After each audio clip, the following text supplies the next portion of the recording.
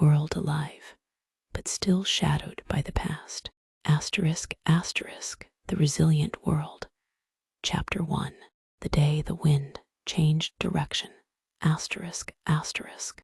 On the morning the wind changed direction, Mara was repairing a hinge that did not need repairing. It was an old habit, inherited, not learned, in a civilization that had once trusted invisible systems to maintain everything. Her generation preferred the comfort of visible work, metal, wood, woven fiber, things that could be understood with hands and patience. The hinge belonged to the western gate of Rivermouth City. It had been built deliberately heavy, deliberately imperfect. When it moved, it groaned like an animal waking from deep sleep. The sound was considered reassuring. Mara tightened the final bolt and stepped back into the pale warmth of dawn. The city spread below her in terraces of stone, living timber, and solar cloth that shimmered like calm water. Gardens stitched the architecture together. Wind corridors curved between buildings, carrying the scent of salt and wet earth inland. Nothing was straight unless it absolutely had to be. She liked that. Above the estuary, fishing sails were already blooming open, slow white flowers catching the day's first breath. Smoke from communal ovens rose in hesitant threads.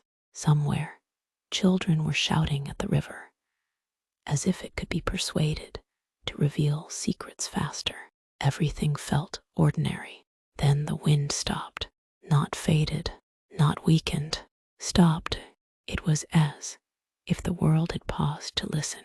Mara felt the stillness first along the back of her neck, a primitive alarm bell rung by ancestors who had lived long before perfect cities, long before collapse. The solar cloths hanging over the terraces sagged. Suddenly, their rippling conversation cut mid-sentence. Flags drooped. The tide hesitated in its slow turning. Across the harbor, fishing vessels stalled in glassy water. People began to notice. Voices quieted, tools lowered. Even the river birds, eternal hecklers of human effort, circled once in uneasy silence before vanishing inland. Mara climbed the gate tower, ladder 2 rungs at a time. From the top, she could see the open sea, vast and metallic, beneath a sky too clear to be trusted.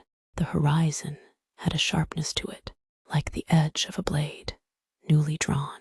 For a long moment, nothing moved. Then the wind returned, but not from the ocean. It came from the interior, from the forests and plains that had swallowed the ruins of the brittle age. A dry, cold current poured down the river valley with unnatural steadiness, flattening grasses in a widening path. The fishing sails snapped violently backward. Harbor waters churned in opposing patterns, as if confused about which way gravity preferred. Mara tasted dust on the air. Behind her, the city began to stir into disciplined unease. Signal fires were being lit along the terraces, not in panic, but in practiced response. The annual ritual of slack had taught them what sudden silence could mean. Systems could fail. Weather could betray expectation. Preparedness was now culture. Still, something about this felt different, too focused, too intentional. The wind carried a low vibration with it, almost below hearing, a memory disguised as sound. Mara had read about such sensations in the archive, Tree's oldest tablets, accounts from the first decades after the collapse, when dormant megastructures sometimes shifted in their geological sleep. she scanned the inland horizon, far away, where forest canopy should have formed a continuous green ocean, a thin vertical line cut into the sky. At first, she mistook it for smoke. Then sunlight struck its surface, and the glint was unmistakably artificial. Metal, something impossibly tall, was moving, not falling, not rising, turning, a relic of the brittle world.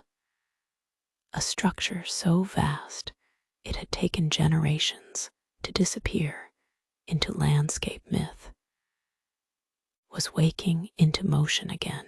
Behind Mara, bells began to ring across Rivermouth City, not alarms, summons